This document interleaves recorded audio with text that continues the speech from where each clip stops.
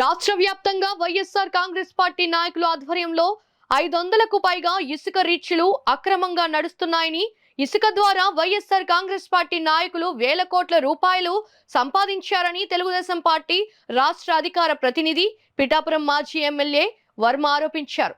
పిఠాపురం మండలం గోకివాడలో మాజీ ఎమ్మెల్యే వర్మ ఆధ్వర్యంలో తెలుగుదేశం పార్టీ నాయకులు కార్యకర్తలు కలిసి బాబు షూరిటీ భవిష్యత్తు గ్యారంటీ మన ఇంటికి మన వర్మ కార్యక్రమాల్ని చేపట్టారు.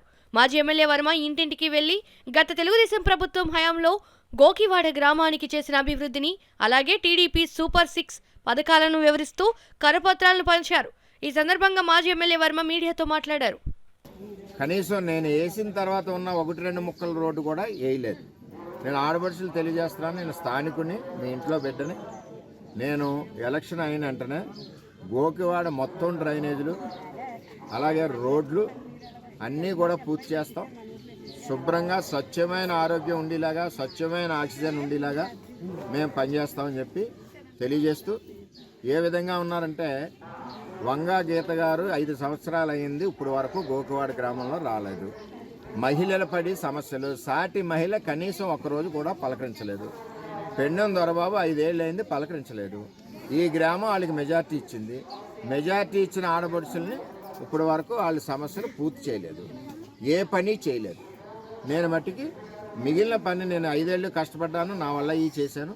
తర్వాత నాకు అధికారం లేదు కాబట్టి చేయలేకపోయాను. నేను తిరగడానికి కూడా కారణం ఏంటంటే ఆడపడుచులందరూ ఏ విధమైన ఇబ్బందులు పడుతున్నారు గోకువాడలో, ఎక్కడెక్కడ సమస్యలు ఉన్నాయి, ఎక్కడెక్కడ రోడ్లు ఉన్నాయి, ఎక్కడెక్కడ రైళ్లు ఉన్నాయి, ఒకసారి చూస్తే నాకు అవగాహన పెంచుకోవడం గురించి నేను తిరిగాను. రేపు ప్రభుత్వం వచ్చాక చేయడానికి నేను తిరుగుతున్నాను. అలాగే వేళ ఇసుక ఉంది, దోపిడీ విపరీతంగా ఇసుక దోపిడీ చేస్తూ ఉన్నాడు జగన్మోహన్ రెడ్డి. చంద్రబాబు నాయుడు ఉన్నప్పుడు ఫ్రీ ఇసుక మనం ప్రజలకు ఇచ్చేవాళ్ళం ఇల్లు కట్టుకోవడానికి. ఈవేళ ఒక లోడు కొనుక్కోవాలంటే 30,000 అవుతుంది. అలాగే ఇసుక దోపిడీ రాష్ట్ర వ్యాప్తంగా మొత్తం జరుగుతుంది. దీని మీద ఎంక్వైరీ చేయాలని చెప్పి చంద్రబాబు నాయుడు గారు అన్నారు. ఈ ఇసుక దోపిడీలో మద్రాసు కాంట్రాక్టులకు ఇచ్చి ఈ ఇసుక అంతా కూడా రైళ్లలోని, లారీల్లోని ఇక్కడి నుంచి హైదరాబాదు, మద్రాసు తరలించిపోతున్నారు. స్థానికుడు ఇల్లు కట్టుకోవాలంటే ఇబ్బందికర పరిస్థితులు ఉన్నాయి. కట్టుకునే ఇంటోడికి లోన్ లేదు, పట్టా అడిగితే పట్టా ఊరు పక్కన లేదు. మేము వచ్చాక అందరికీ పట్టా లేని వాళ్ళకి ఊరిని చేర్చిస్తాం, ఇంటికి లోన్ 2,50,000 ఇస్తాం.